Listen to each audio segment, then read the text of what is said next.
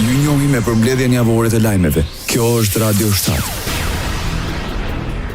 Gjykata speciale në Haag vazhdon masën e paraburgimit për Hashim Thaçin dhe të tjerët. Në vendimin mbi rishikimin e paraburgimit më 3 dhjetor 2025, gjykatësi vetëm urdhëroi vazhdimin e paraburgimit të Hashim Thaçit, Bashkim Smakajt dhe Fadil Fazliut. Gjykatësi Gosnjell pretendon se nëse do të liroheshin, ekziston rreziku real që të akuzuarit të mund të pengojnë ecurinë e procesit dhe të kryejnë të tjera vepra penale.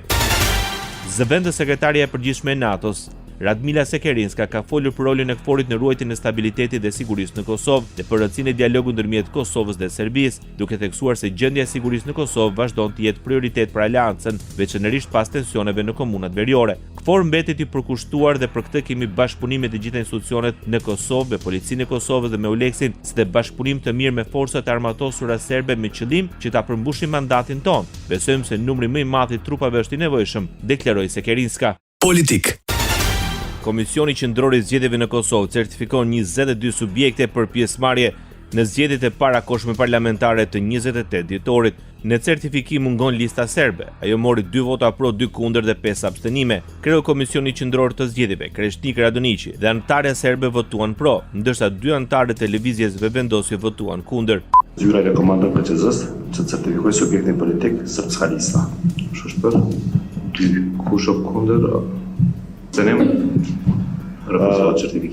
Ndërsa Nismë Social-Demokrati është dhënë 1 ditë kohë për plotësim të listës së nënshkrimeve në mënyrë që të ketë mundësi më pas të certifikohet.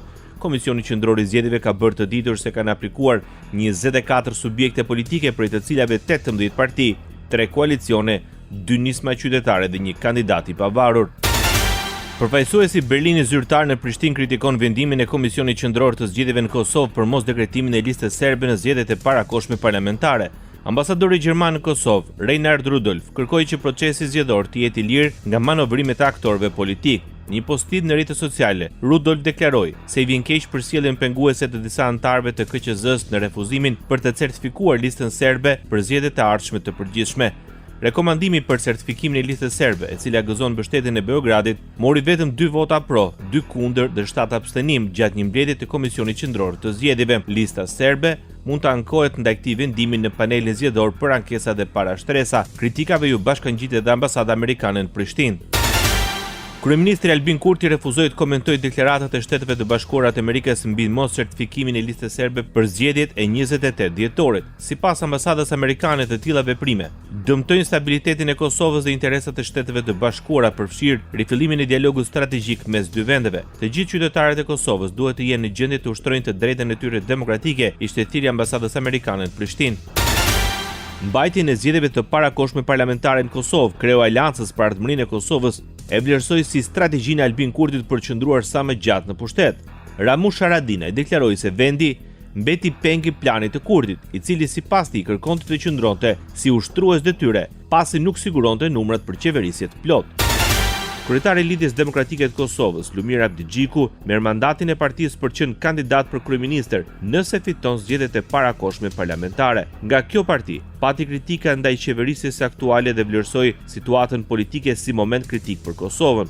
Abdigjiku tha se LDK-ja po hyn në zgjedhjet e 28 dhjetorit me synimin për të rikthyer normalitetin institucional dhe orientimin euroatlantik të Kosovës. Është momenti kur LDK-ja, partia shtetformimit, ngrihet sërish për të dhënë zgjidhje.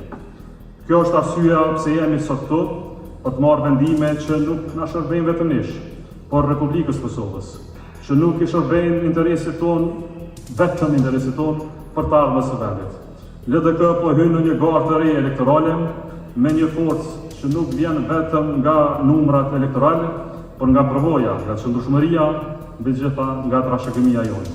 Ne nuk jemi parti e improvizimeve dhe as e krizave të rrajshme, jemi parti e organizimit, jemi parti e maturisë, jemi parti e vetë shtetit dhe sot më shumë se kur Kosova ka nevojë pikërisht për këtë forcën tonë. Kreu i LDK-s e paraqiti partinë si alternativën e vetme të përgjegjshme në skenën aktuale politike. Ekonomi. Qeveria e Kosovës njeh ngërçin e krijuar në grevën e shërbimit të transportit publik në Prishtinë. Ministri i Detyrës së Financave Kuran Murati deklaroi alokimin e mjeteve në kategorinë mallra dhe shërbime në vlerën prej 2.7 milionë euro. Ky fond është i destinuar për pagesën e operatorëve të transportit publik, sipas vendimit të Kuvendit të Prishtinës. Kjo pjesë është proceduar veçmas nga pjesa tjetër prej 25.9 milion euro e projekteve kapitale në mënyrë që të kryhet me prioritet, sepse kapitalet, duke qenë në shumë linja, marrin kohë më të gjatë dhe nuk do të ishte mundur të kryheshin sot, apelon Hekuran Murati. Për javësh punëtorët e transportit publik qëndruan në grevë për të marrë pagat e prapambetura. Kryeministri i detyrë i Kosovës Albin Kurti pretendon për rritjen e numrit të bizneseve të regjistruara që veprojnë në vend. Ai shpërndau postimin e ministrit i detyrë Hekuran Murati, ku thuaj se numri i ndërmarrjeve të reja të regjistruara deri në tetor të këtij viti ka shifrën prej 11.000. Sipas Kurtit, ky numër i bizneseve është më i lartë se çdo vit tjetër përpara qeverisjes Kurti. Me shtimin e bizneseve do të thotë se ka rritje në ekonomi. Për gjatë mandati numri i bizneseve të reja të regjistruara është ngritur vit pas viti dhe ka qenë numri më i lartë se në çdo vit tjetër përpara qeverisjes son. Shtim biznesesh në ekonomi që rritet, shkruan Albin Kurti.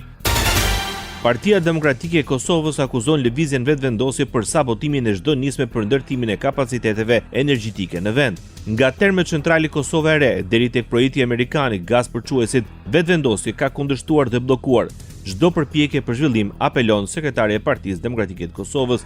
Sipas Vlora Çitakut, pavarësia energjetike nuk është vetëm çështje ekonomike, është çështje e sigurisë kombëtare. Ajo deklaroi se ata që bllokuan Kosovën i rënduan familjet dhe prodhuesit vendor me çmime të papërballueshme dhe pasuruan mafjen energjetike. Ish deputeti lëvizjes vendosje Armend Muja mori raportime se më 28 nëntor Kosova importoi energji elektrike nga Serbia. Sipas tij, nga të dhënat e deri tanishëm rezulton se importi nga Serbia është më pak se 1%. Nga 2020 e këntej, fillimisht Slovenia dhe së fundmi në 3-4 vitet e fundit është Shqipëria dhe Maqedonia e Veriut dhe Danimarka përbëjnë 94-95% të gjithë importit të energjisë elektrike. Pjesëmarrja e Serbisë në tregun gjatë importit të energjisë elektrike në vitin 2025 është më pak se 1%. Në konferencën për media, Muja akuzoi dhe qeverisit e kaluara se në kohën e tyre ky import dominonte. Ka të thënë nga 2008 deri ka të koha për 1 miliard në pushtet. Është importi i energjisë elektrike nga Serbia. Po, Kosova ka dominuar. Importi i energjisë elektrike nga Serbia ka qenë prevalent. Furnitorët nga Serbia kanë qenë dominues në tregun e Kosovës deri në kohën për 1 miliard në pushtet.